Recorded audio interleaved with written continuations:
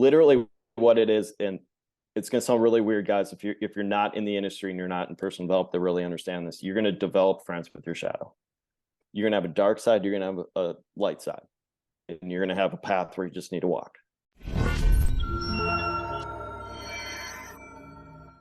Hey everybody, welcome to today's show. Today we have the legendary Chad Smith. His book, The Battle Warrior. It's a journey of recovery from addiction. His work that he does around addiction work, around men's work, it's a lot of fun. He's got a podcast, The Battle Warrior Podcast, a lot of fun to listen to. The show is got a lot of great points. Look forward to you listening to it. Welcome to the show. Every time you and I get together, we've had some fun growing our podcast, right? I mean, it's a lot of fun to grow it, and I find other podcasters like you and I, when we get together, it's always supportive, right? How do we help each other grow? What equipment are you using? What's the way that you're editing? It feels like a great network, right? And that's the way I want to live, right? That's the kind of life I want to live. And when I listen to your podcast, I feel like your guests are always kind of that same way. What got you into doing the podcast? Honest answer with that is it was actual oops. So a lot of you guys, it as a host because we know kind of briefly what my story is, but a lot of you guys do not know that I cleaned up almost 1,200 days ago. As we record, I'm probably a couple of days off on the clock count, getting near the 1,200 day mark. The cool thing about it is when we're looking at, at the time, I was always animated. I was always talking about all that stuff. And when you're going through the drinking process and the whole process of that, you don't know what your gifts are until you remove something. And for me, getting sober, people are like, dude, you know how to talk. Like, you're having a blast. You're doing it. You're just having a conversation. Throw a mic underneath your mouth in a good way and start recording it. And the original 2 episodes, it was supposed to be a comedy podcast, talking about our old drunk stories. And guys, we can go, guys and girls, we're going to apologize how I word it, but I'd say guys as everyone. But I looked at that as, okay, this is my outlet. This is the fun. This is getting the fun back out. And what ended up happening with the process of that and just evolution of the podcast is it ended up, no matter what I did, it always went to personal development. I tried to go away from it. It went back to personal development. So at the time, I'm just sitting there going, I'm like, well, maybe my gift is talking. Maybe my gift is just showing people the survival of getting away from addiction. So, just like everything, there's a pendulum. You go one extreme, you kind of swing back the other way, and you just kind of evolution, the best way of saying it, but you kind of find your little groove in the middle. And what I knew with my groove after 50 to 60 episodes, it started with C's Get Degrees originally, and then I rebranded at about episode 65 to Battle Warrior Podcast. I just had this wake up in the moment, and both of us, our faith are pretty strong here, but growing up, Chad, the name meaning, I always remembered it in the back of my head, mean warrior in battle. And ended up, I'm like, yeah, right. Is that correct? Looked it up. It is correct. A couple different, definitions, and, through time and trial and all that stuff, it turned into the Battle Warrior Podcast. And then it turned into the Battle Warrior Brands, which is my big umbrella of everything. With that, when you look at someone that's resilient, you look at someone that overcomes something, everyone's like, they theme in the warrior because you physically, literally had to destroy yourself to rebuild yourself. And I looked at that as, when we go through this journey, we go through this sobriety journey, and me and you were talking about this yesterday, but you go through the first 6 months to a year, you pretty much hate everyone in a good way. And it's not that on purpose, but you hate everyone because you're trying to do a new life and you're escaping your shadow is the best way of saying it. So you're in a mental fight with your shadow, your old self, your new self, whatever it is. And what it is, the best analogy I heard this morning was the caterpillar. They're shaking their skin off and they're putting the wings on and growing. Year and a half through the process, you're going to start to learn new habits. You're going to start to learn what works for you. Into 2 years and pushing in 3 years.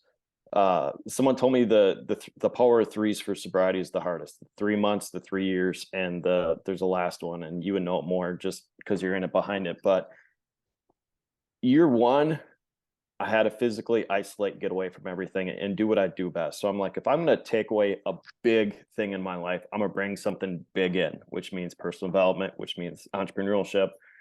And then on the other end of it, going into year 2, my mind is number one. How do I fix that? Because now you pull a layer off, which means Right. you can't mask it anymore. How are you going to fix it?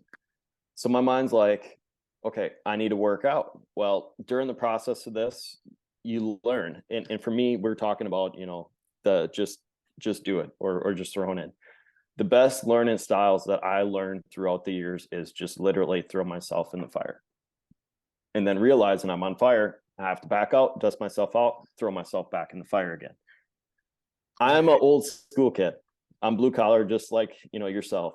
I physically need to get my nose punched to learn something. That's right. Don't give me a book. That's right. Make me just go do it. And throughout the process, I learned I love fitness. And you become so evolutionary in your process. And I'm gonna say it that way. So like, 1 year you do this, next year you add a little bit more, you add a little bit more, you add a little bit more. And now, there's a big theme in the industry that we're talking about, like spiritually sound, mentally, physically, spiritually, financially. Someone told me this a long time ago, and it's very tough to explain, but people get in this podcast where they're like, hey, do we want to be rich? We're going to be a multimillionaire doing this podcast. I don't want to laugh, but guys, like, you're going to do many hours of not doing much. You're going to do many hours of not seeing many downloads. And I was going to say, there's going to be many times you'd be like, what the hell just happened? That's right. Question And yourself every podcast. Absolutely. You got like, and I'll be brutally honest, I hate editing, guys. That's right. You hear your voice every day. It's like, why did I say that? Because we are the toughest people. Like, our brain to ourselves is the toughest. Worse. If you guys, and the saying in the industry and the sobriety industry is, if you had a person that's next to you talking to you how you are in your brain to yourself, you would punch that person in the mouth. Maybe the throat. I might punch him right in the throat. Yeah. One of the two, but my brain is not kind to me. Yeah. And we were talking about topics a different day about talking about two different people, and literally what it is. And it's going to sound really weird, guys. If you're not in the industry and you're not in personal development to really understand this, you're going to develop friends with your shadow. And it's going to sound really bad and really weird, but you're going to have a dark side. You're going to have a light side, and you're going to have a path where you just need to walk. You can be so soft and so kind and genuine because you went through so much. And then I can flip that switch and I can be a cold-hearted son of a bitch. Well, let's talk a little bit about the shadow side, because I think a lot of people are like, well, what's this voodoo stuff you're talking about? So I think it's important to really kind of get that out so people can understand it. There's the two sides of us. There's kind of that bright side you were talking about, that gold side, that part that's your golden characteristic, the part that's your winning formula, the stuff that makes you charming. And then there's the dark side, which there's some value to that, because the dark side maybe have kept you alive, and maybe it questions, it doesn't keep you from going, but it has some real negative connotations as well. It doesn't necessarily want me to be successful. And I'm gonna explain it like a hands-on learning style here, just because that's how I learn best. But like on the sunshine, the beautiful bright side, you can go volunteer, you can have fun, you can shake hands, you can give kids hugs. It's just the loving, caring, nurturing side. Smiling while you're running. And then on the dark side is you have this monster in your head, which, and I'm going to use the great analogy right here, but like when we were drinking, we would go to a bar, we'd slam a drink, shot, whatever it is. We would see a girl at the bar.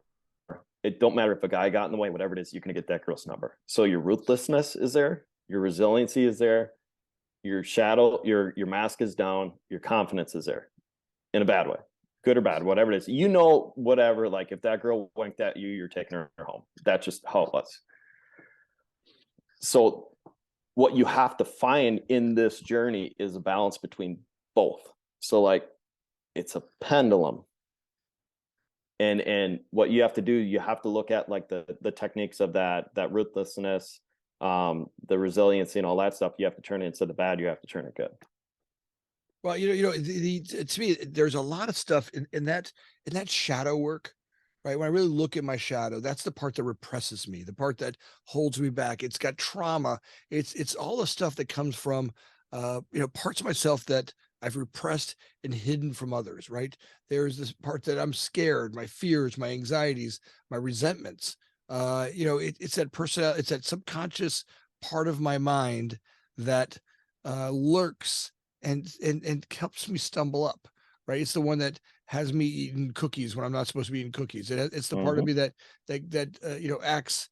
It needs to be seen, right? Sometimes because out of the childhood trauma that where I wasn't seen or something, now I have to overcompensate, and that shadow will get in everybody's face and overcompensate for not being seen or the fear, like you were talking about with the girl, right? I want boys to see that I'm a man. So some of that childhood trauma where I didn't feel like a man or felt like I was less than, I'm going to show you boys. Here, I'm going to go pick that girl up, and all the stuff that comes along with that trauma or a lot of that shadow stuff that really I get in my way. Now today, I try to live a life where when you say make friends with my shadow, I like to get it around front of me, right? If I can see that and go, oh, that's just my shadow trying to act up. He's just trying to get away here. He's uh he's just trying to jump in. Oh, that's from little Anthony from when he was a little boy. A lot of the trauma he carried as a little boy. So I really relate to what you're talking about, that part of the shadow that I want to make friends with. So at least if my shadow's in front of me and it's not unconscious, when he starts to act up, I can relate to him and go, all right, how about you just take a second here and sit down, shadow. I've got some other work I'm trying to get done here, and that behavior's not going to work. Yeah, and people often ask me, they're like, "Why do you run? Why do you lift weights? All that stuff." And guys, I'm gonna give you a free tip. It's not even a tip. It's a lifestyle. What happens? So like everyone that works out, gym, yoga, whatever it is, when we tackle that door and we walk through the door, that door is tackling our shadow. If you see these people in the gym or see people running, whatever it is, we have a smile on our face when we're working out, but deep down we look like you don't want to mess with us. The number one reason is we're in a mental battle, a physical punch and match with that shadow. And that's, I know every day I got to be working out. I know every day I got to run some sort. Obviously, yes, I'm training for a marathon or a half marathon or ultra, so I need to do that. What you find out and stuff like that gets you uncomfortable is you found the celerity or just stuff that just makes you calm. So the stillness, it's like a mental meditation while you're running. It sounds really weird, but that's the runner's high for me.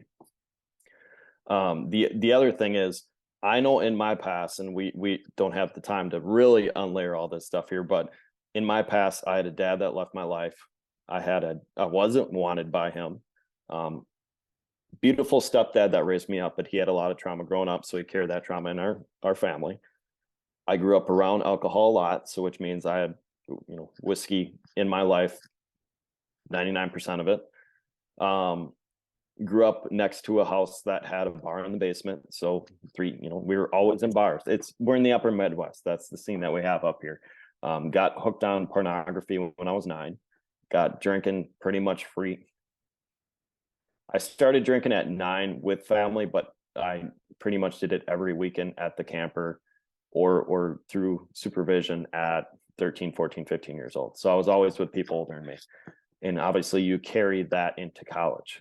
In college, I learned that college debt, I didn't know anything about debt. So I started taking loans out when I was in high school for cars and boats and all the fun stuff, because I was doing tournament fishing in high school and I wanted that limelight, which means the people that crave the limelight so much are the ones that have so much trauma in the past, because the limelight is what makes them escape it. It's the part that makes us accepted, right? It's the part of us that we're looking for. I just want you guys to like me, right? I just want to be liked, right? I want you to get to know me and like me. And look, if my shadow can make a scene, right, or it can pick up a girl, or it can act up, or do something crazy, and you'll have a story to tell about me. You'll go back and tell other friends, "Oh my God, that Anthony, he's crazy. He's so much fun to hang out with. When you go out with him, he's just he's the guy." And I you know, you were talking about some things that really resonate with me. I really do believe that a lot of us, even our parents, came from trainers, their parents, and they didn't have the best skills. Now, at the time, a lot of these awarenesses that you and I have My grandfather never had any of it. I mean, there was like they would say, you're feeling bad. They're like, suck it up, Buttercup. Get back to work, right? Go walk it off or something. And then they'd go blow their freaking heads off.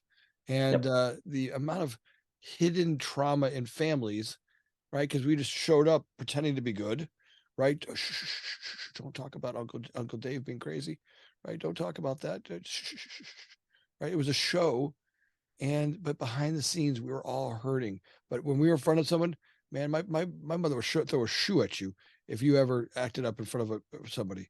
You kind of hid that show. Now today we're all paying for that, right? We're all paying for that today. I love it when we're with a group of people who can talk vulnerably, right? And we're starting to learn language. Like trauma wasn't a word we even understood back then. We had no idea that we carried a lot of these behaviors that were in our life. I mean, my father didn't know that. He was a gangster, and he ends up in shock therapy in his early 30s, where they're literally electrocuting the behavior out of him. And just think about how prehistoric that sounds. In fact, my bet is later on in life will even sound prehistoric. But we're learning. We're starting to get language. We're starting to articulate it. We're starting to get to a point where you and I as men, are having some deep conversations like men have never had before. And that to me is the gift of your podcast, right? When I would listen to your podcast, I really get that you're vulnerable. You share the real stuff, which then has, me and the other guests that come on your show just, speak real. And isn't that what we want? I mean, Chad, I think that's what I want. I want you to know who I really am and still like me. Yeah, and honestly, like I said, I'm turning 37 next week, and for me, it's to the point where you start healing yourself. You get to a point where you just start don't care, not don't care in a bad way. Like you care for someone's health, you care for someone's results, getting them in shape, but the opinions of people you really don't care about. And for me growing up, a lot of the trauma was coming down, and I'm going to dig a little bit on my stepdad and my dad's side. My stepdad's a saint to take me in. Like he took me and my sister in at a young age, and he taught us many great things, but there's a dark past that he had, growing up in a family where the brothers and sisters are throwing plates at each other, cutting them, beating them up, going to family Christmases where my uncle would get hammered and his kids would be fist fighting them with them, just violence. I had 3 or 4 cousins that had kids in high school already. Um, just smoking. I mean, just everything you name of addiction was in that. Like the spending, the sex, the drugs, whatever it is, was all in that. So I was exposed to that. And and then on my real father's side is my real father didn't even know who his father was. That's right. His mom was I don't want to call it like a welfare. He was a welfare baby, honestly, is the best way of saying it. They grew up poor. He never took care of that trauma, and he worked 24/7 to escape from that trauma. So he didn't know how to be a dad. Now you have 2 kids that how do I be a dad to a kid if I never had a dad? That's right. So when you look at that stuff, I look at this way is the day I cleaned up, that year, I was watching my grandfather start declining rapidly with he had Parkinson's, so just a Oh, steep that's a tough decline. one. So like Yeah, at the yeah. end of the when you get to Parkinson's, you're fine for like the first couple of years, and then when it hits, it like It knocks hits. you off. Yeah, yeah. It's a tough one.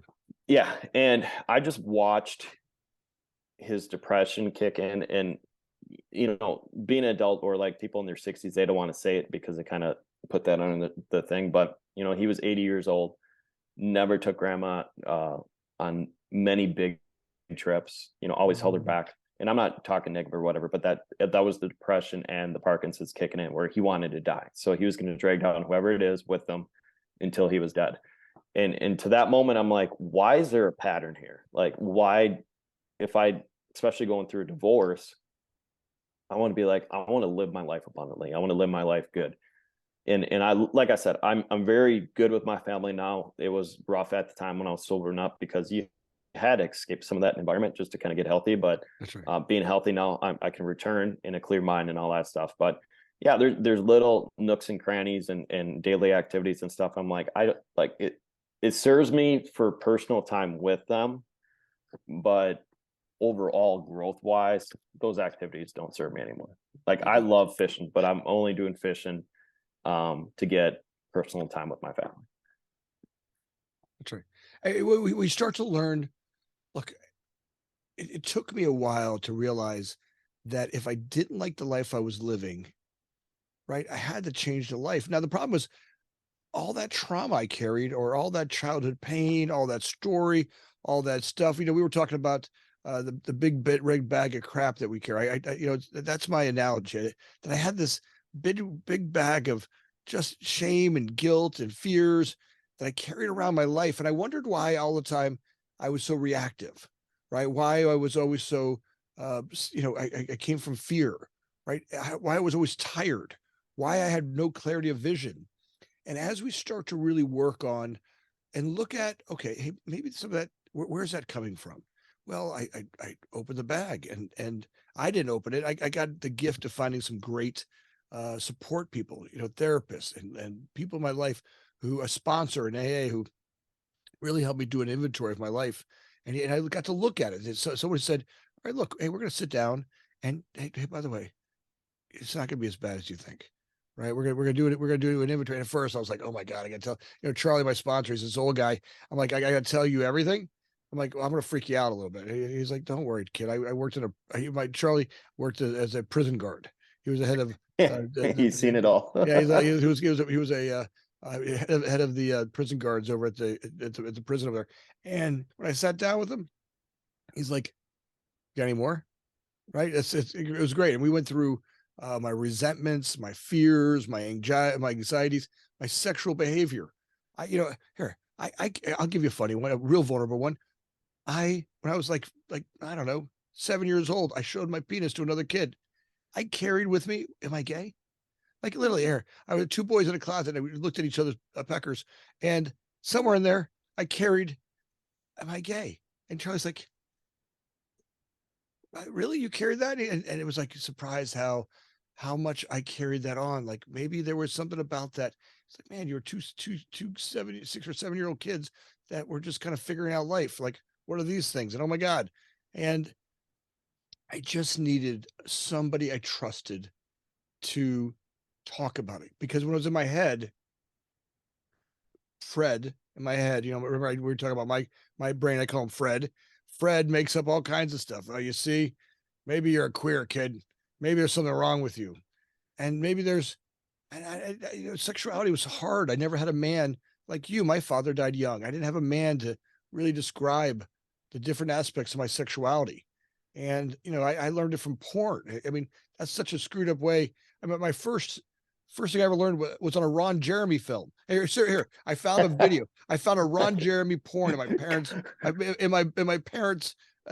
in their drawer. And this funny one, Ron Jeremy did something where Ron Jeremy, the hedgehog, right? I learned sex from the hedgehog. I mean, that guy was gross. He's in prison today. He had a 10-second countdown. Yeah, he was a gross. And somewhere I'm learning sex from this. And somewhere he did this thing on a girl's breasts where he spun. And I tried that on probably my first 20 girls I ever dated. And one day, some woman said to me, one girl's dating, goes, "What are you doing?" I'm like, I don't know. I thought this had something. I thought there was some sort of special technique. She's like, "No, stop! Don't ever do that again. That's weird." I remember sitting in that moment, like, because no one had taught me sex, and this woman was so beautiful. She laid me down and she spent time with me, and she was caring and loving. And when I was scared, she taught me some stuff that I was so grateful, because I didn't know what all those parts and pieces, how they worked. I'm looking down there, I'm like, all right, here's what they did in porn, how they did it, right? Yeah, and she's like, nah, let's slow down a little bit, right? The way to a woman's right to really have great sex is relax me, kiss me, let's be intimate. It has nothing to do, before you touch any of that, let's get into my soul, right? And all of a sudden, I was able to find a way, and that was a gift, right? How many of us men have never had that gift of, we walk into sexuality trying to figure it out, or we walk into, and that's just one, right? How about walking into fatherhood, or walking into relationships or marriage, or just relationships with other men, right? I mean, we competed, but how to be vulnerable with another man and still be friends, right? How to be vulnerable with another man. And some of it, once I found that, tell men's groups I belong to, I love that we can be vulnerable, like you. Like here, when you and I, spend time together, I get to be vulnerable and talk about real intimate stuff, and that's a gift, right? And I think all of us men on this planet in this now time, with all the stuff they're coming on, we're thirsty like a sponge, right? I mean, Chad, I'm thirsty. Like I sop up vulnerability with other men, and I don't mean to be like I'm not some sort of look. I can be just as tough, and I'm a warrior. I'll go fist to fist with somebody if I need to be tough and act like that. That's an act. Yeah, yeah, But yeah. the truth is, I want to be with men that I can be close to and really speak, my vulnerable side or the confused side or scared side or, and then share the other parts. Like, okay, is, some of the language I've had that was given for my trainers, let's call those my people in my past, right? That they were not always great language, right? Today I'm learning to articulate life with way better language than ever before. And I feel like in this now time, we as men are called to be better than we ever have, right? It's now time for us to step up our ante and get with the people in our lives and right step up the game a little bit. And that's what I love about what you're doing. Your gift, your show brings that to light. Every show has some version of stepping up to be a better man, right? Absolutely. And I was going to say on the community side of it, that's been a big focus of mine for at least, I want to say a good year and a half, almost 2 years. The reasoning for that is you're around like-minded individuals, but I'm actually going a little bit deeper on the artistic side of it. And I'm going to say art. I want to bring in people that are way different me, kind of opposite of me. So like, I love yoga, but I'm not like the full yoga Zen type of person. So I'm like, let's bring in some people that are healed and they're amazing on that stuff. Because it keeps your artistic view and your creativity open. So like for me, I have a friend that overcame he almost killed himself twice on opioids or in heroin. And now he's yogi kind of like, I'm gonna use term hippie, but you know what I mean? Like he's medicated on life. He uses earth to heal himself. And he's the coolest loving dad I've ever seen. And I'm one of the few that actually will tell him straight up. Like, he's like, "Hey, dude, I love you." I'm like, "I love you back, man. Keep going, whatever it is." Like, it's what it is. Is I think when we get past the layers and we start opening up our heart, we appreciate. Growing up, it'd always be like, "Okay, who's that weirdo?" and all that stuff. That's just the language I learned growing up. Now it's okay. How can I love this person and be there for him and lift them up? Vice versa, because that person's gonna be back. So when I'm down, he'll reach out and say, "Hey, dude, I see what you're doing. I love you. Put your head up. Keep going." There's such a shareness of love between him and myself. Also, I do have friends that he's like, "Hey, you're one of the few that know my story to get to where I'm at with my business right now." And I'm like, I appreciate it. I love it. I understand it. I know I'm not say special to say, look at me. I'm just special to understand that, because when you go through the process and you see someone that overcomes something, the love and the joy of just going past those layers with those people are just amazing. Yeah, it's fun, and the more I shed, right, the more of that shell, that facade. I once heard someone describe it as I've got this big thorn sticking out of my body, right? I've got this big like horn sticking out, and I keep putting all these pads to cover up and hide it, right? There's all these kind of pads, and I walk around life like there's nothing wrong, right? There's nothing wrong. Yeah, there's nothing. Don't worry. That's not a horn sticking out of me. No, and I just more pad and more junk and more hiding on it. And I'm trying to walk through doors. I'm trying to be close to people. People get that there's something else going on. There's something there, and then they don't trust. Like, all right, what's going on with that guy? But then all of a sudden, when you take off the pads, you take off the armor, you share your vulnerability. Hey, listen, I'm a recovering alcoholic. I'm a recovered addict. I go through that crack, through that light, through that special, that piece where you share vulnerably. All of a sudden, there's an intimacy that happens there, right? That intimacy, that intimate part that you talk about with your friend, that he knows you, right? And you get to know him, and he gets to know you, and and it's still this amazing relationship, right? That you still got this great thing going on, and he really knows the good and the bad of you, right? And then the problem, then I think it really my gift is then you can really have a relationship. Then Absolutely. then it's supersized. It's a real relationship. It gets real deep. You can honor each other. You can be vulnerable with each other. You know, it's like it's like it supercharges the relationship, right? It gets all the crap out of the way, and now you can really be there a lot faster than before. Yeah, and some of those friends are actually, you could chat every day, but I call those key things. So there's a handful of people in my life that will reach out at certain times, especially in this journey. And I'm gonna say it this way: an entrepreneurship journey, when you're building your own business on top of working for someone else, you're almost at times become a lone wolf. And it's not a lone wolf in general. Like, there's people watching you, there's people overlooking you, but you have to do that journey alone at times to kind of like grow and kind of just, build your root, build your seed, all that stuff. But I have probably 4 or 5 in my hand that would be like, we have a run and joke, but this one friend, which is a girl down in Madison, she'll send me a lone wolf picture, like a wolf in a text, and I know what it is. And I'll write back, I'm like, "You're the unicorn." So I'll send a unicorn picture. I'm like, "How you doing?" "Great." Making sure, checking in, whatever. And to me, I don't need to know. Like, I know what the story is behind that. She knows what, like, I know her story. She knows my story. To me, that means, hey, thank you. I appreciate you.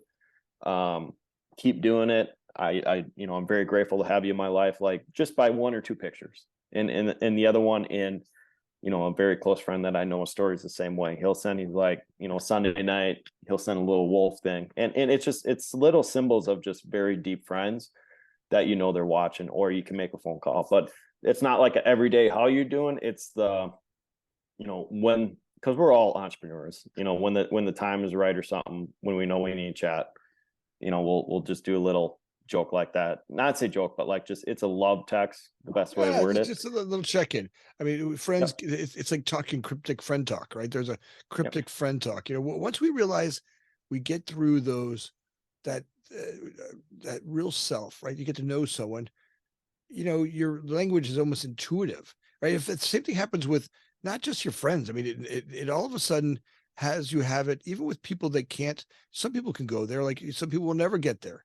But Yep. now that you've done your work, and your work that you do on yourself ends up being everybody's work, right? It serves the people in your life, even the people who don't do work, right? The people, what I mean by work is people who don't work on themselves and aren't willing to be vulnerable, people that, just can't see it, right? That, the old, I'm too blind to see what I can't see.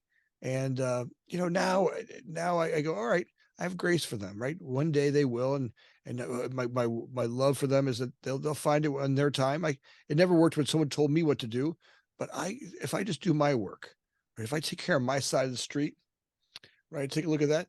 The gift is they get a gift also, right? In the way that I live, in the way that we live, in the gift that you are for them, that your work becomes their work, and your trauma work and all the stuff you work on, and all those great guests. I feel like your guests pull me into new ideas. They inspire me, right? They don't push me out of like, you should do this, you should do that. That's that shame, fear push. I like your guests that really pull me in to the future. They inspire me to go places I may not go. Hey, try on this yoga. Look, this is where that really, the energy flow, the stuff that happens, these ideas that maybe I wouldn't have done. Maybe I would have, but maybe I wouldn't have. But when I listen to them on your show, I really get a sense that they're pulling me into another way of being that's way more inspiring than being pushed from fear. Absolutely. And to me, there's 2 words that I want to showcase how you worded it. Is a lot of this stuff is improv, and the second thing is, I grew up on some 70s comedy, so the SNL comedy, so like the Blues Brothers, all that stuff, everyone that's in the window, so like the Harold Ramis films, which is Stripes, Caddyshack, Love that stripes. that whole thing. To me, the beauty of life is in improv, which means like the art that comes out of improv. So like a lot of those guys didn't have scripts; they made phenomenal like movies, and it captured someone. To me, when I look at a guest, I want to capture that same art, because to me is, I want someone with open mind, come on in, and share their experience. The reason for it is at that time when I was going through something tough, I didn't stick to one person. I stick to like a Steve Harvey. I stick to like a TDJX. I stick to, you know, a 12-step program, whatever it is. And it was just this huge pie. I just did it a la carte and just started throwing, okay, this works, this doesn't work, this does work. And what it is I looked at the person like myself just starting out to say, hey, you know, it's not say easy. It's going to be a tough journey to get where you need to get. But to me, it's the information for people to help you. It's a lot closer than you think. Well, And it's it's simple, but not easy, right? It's exactly. simple. Yep. It's there, but it's not necessarily easy. But it's really simple. Just our brains love to, you know, love to confuse the heck out of that and really take it into some others, stuff. It's really not that hard. It's just, our brains love to complicate it. Absolutely. Yeah. I mean, my brain can tell me 500 times how to turn right. I just need to turn right. Yeah, like it's like literally just do it. Now the things I notice is that what stops me from what I know, like his information is great, but it's not really the stuff, it's the actions I start to take. Right. When is it that if I'm going to do something, if I really want to affect what's happening, right? Look, I've got to really start put the actions in, right? The changes in the action. And your, your marathon running is, I think, a lot of your action, right? In doing that marathon running. Let's talk a little bit about that. So you got inspired to do marathon running, and talk about some of the benefits and what pulls you in that marathon. Like, what do you get out of the marathon running? Okay. So the rich, it's going to sound like a joke how I got into it, but it's 100% true. I'm a very competitive person when someone trash talks. And I got trash talked by a 5'9" blonde girl I had a crush on at the time. And ended up just getting very cocky. Not me. She was getting cocky at the end, and I missed beating her out by 2 seconds. That's just Oh, I'll be open by that. But what happened was my first year setting up for the half marathon was, and there's stages to this, but like the first year of the half marathon, I wanted to say, okay, hey, I have no clean slate. I'm gonna learn everything by myself. I ended up, running I think my peak was like 20 something miles a week, whatever it was. And I learned to, okay, I'm lifting weights heavy, I'm running heavy, I'm doing all the train I need to do. And then I rolled into the winter with a bruised meniscus, which means I was down for 8 weeks, can't run, did gun hunting, re-injured it. I did a half marathon. 3 weeks later, I did a 15K. 2 weeks later, I got injured. A week later, I did a 10K. I ran because I'm already paid $100 for this event, and I'm gonna be stubborn and run hurt. That's just how it was. And so I rolled in this past winter, not this one, but the year before, injured. And to me, it's pretty much how my life is now. You get this fresh start, which means like you clean up, you get this fresh start. Like for me, I'm off my happy meds now. I get this fresh start. You pretty much shed a layer of old off yourself. right. I looked at it this way. It's like, okay, how do I need to rebuild this? How do I need to build it up to a marathon? Because to me, I already ran a half marathon, which means I already did it. I mean, now I can tweak with times and all that stuff. The first important thing is I finished, which means it's already done. Like the accomplishment's done. So I started 0.1 tenth of a mile, and I just built it up from the end of January to the race of September. Baby steps. And it really sucks because I'm an all-in type of person. I want to go 10 miles, but baby steps. I kind of built it up. Did not get hurt last year. Started more focusing on, okay, let's get the carbs in there. Let's throw a little bit in there. The cool thing about running, and it's going to sound really weird this way, but I had so many great ideas, and just the calmness of running when the high kicks in. And I'm going to say it as a high in a good way, but there's like a mental meditation that occurs when you're running and everything is perfect. You just escape a world, and it sounds really weird. It's like No, I it's can awesome. only, I hear it all the time with runners. yeah. And what happens is your mind just kind of settles and you get in this groove, and it's like do do do do. It's seriously like a microdose, and I don't want to say it that way, but Yeah. you just chill. And for I had it pretty much weekly. It would kick in at about 2-3 miles. I would do a 10, 11 mile run, and 3/4 of it, I would have it in me. And there's such a sense of peace and such a gratefulness when I was doing that, because here in Oshkosh, where I live, which is a few hours north of you, the trails would run over Highway 41, which is a big highway that runs up and north and south to you. And I would hit the main loop over the lake, which is like a half-mile bridge. And at that time, it was sunsetting, and the angle and the heat and everything. And, my spiritual walk is very, very strong when it comes to that stuff. But I would turn the corner over the bridge, climbing the bridge with all Highway 41 next to me, which is 6 lanes traffic. I would not hear it. I would just feel the wind coming off the road. But then at the same time, I would feel the sun coming down, heating on me. And I'm like, okay, thank you for letting me have this gift. Like, I would just give all my grace going over the bridge, giving them my thanks and being grateful for everything. And it came to a point where all my stress was disappeared after I was done. But yeah, like training wise and stuff, I made it up to 60 some, I think it was like 60 miles peak. I did it a couple weeks before the marathon, teetered off of the marathon just because you don't want to go wide open. And then the week of the marathon, I actually got sick. I had an allergy attack or COVID attack or whatever it was that Tuesday before. And I'm very aware with my surroundings now. So when I know there's attack that it comes like that, I'm going to say spiritual, physical, mental, whatever it is, I know there's a lesson behind it. And what ended up happening, I will be brutally honest, I didn't have the oatmeal at the beginning. I ran with the empty tank through half the race, which is not a good idea. I ran, if you look at my half marathon time versus my full marathon time, I was off probably 10%, a little slower. Ran heavier. It was a great starting point as a good foundation. And now look at where I'm at now of going, okay, maybe the training I did then wasn't quite right. Now let's look at getting my diet right. Let's looking at it. It's so much little minute, tiny things, micro things. So small steps, just little small steps to get you there a little bit better. Small steps. Yep. And that's how I approached my sobriety. It's really weird how I want to word my sobriety, but when I tackle my sobriety, I tackle it small steps. When I tackle marathon run, I tackle it small steps. When I tackle entrepreneurship, I tackle it small steps. Even though I'm an all-in person, like I'm all in on the training, the running, all that stuff. But I know just mentally how I am with my mind. I will get burned out after a week if I go wide open. So like, let's make it a grind. Let's make it worthwhile. Let's make it long lasting, slow, like Hare and the Tortoise. Let's make it the tortoise to where when you're ready, you can be the hare. I hear old timers say it. You guys with long-term sobriety.